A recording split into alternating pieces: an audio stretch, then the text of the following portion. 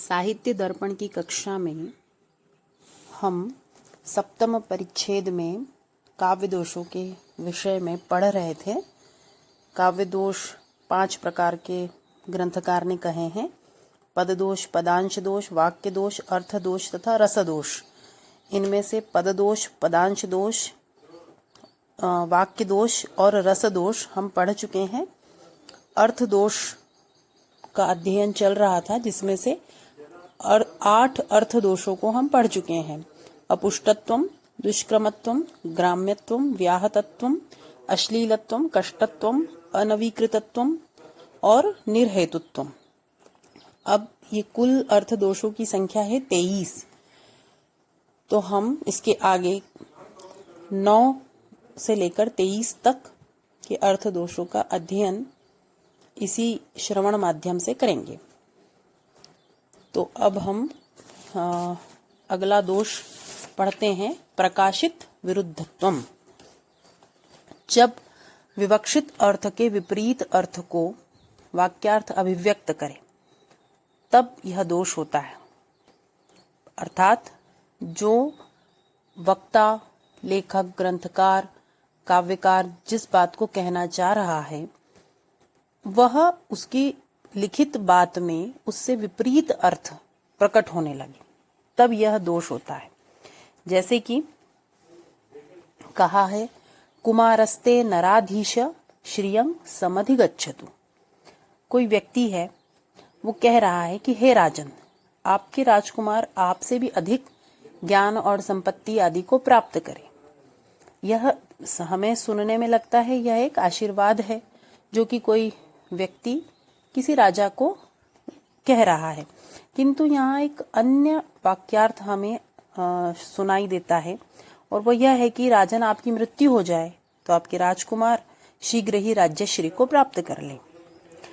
इस अर्थ को वक्ता नहीं कहना चाहता था, लेकिन फिर भी इसका प्रकाशन श्रोता को हो जाता है। तो इस तरह की यदि बात कहीं हमें दिखाई देती है तो वह दोष में उसकी गणना की गई है, और इस संपूर्ण वाक्य से एक अर्थ दोष प्रकट होता है, जिसको हम प्रकाशित विरुद्धत्वम दोष कहते हैं। इसके बाद अगला दोष है संदिग्धत्व दोष। जहां पर वाक्यार्थ में संदेह बना रह जाए तो वहां पर भी यह दोष होता है। उदाहरण देखेंगे: अचला अबला वा स्युः सेव्या ब्रूत मनीषिणः। अब कोई व्यक्ति है, वो कह रहा है कि हे मनीषियों, आप लोग बताएं कि किसका सेवन करना चाहिए, पर्वतों का अथवा रमणियों का। अचला जो पर्वत है, अचल, उनके लिए कहा गया है, और अबला स्त्रियों के लिए, अंगनाओं के लिए, रमणियों के लिए, प्रियाओं के लिए कहा गया है। अब जो सुनने वाला है ये हमें नहीं पता कि यह वक्ता कौन है, और जो पूछ रहा है वो पूछने वाला जो व्यक्ति है वो शांत रस प्रधान है या श्रृंगार रस प्रधान है। वो किस अर्थ में इस तथ्य को पूछ रहा है यह हमें समझ में नहीं आ पाता। इसीलिए यहाँ पर संदेह बना रह जाता है कि यह किस प्रकार का व्यक्ति का प्रश्न है। इसीलिए यहाँ पर भी अर्थ दोष होता है, जिसको हम संदिग्ध दोष कहते हैं। अगला दोष है पुनरुक्तत्व दोष।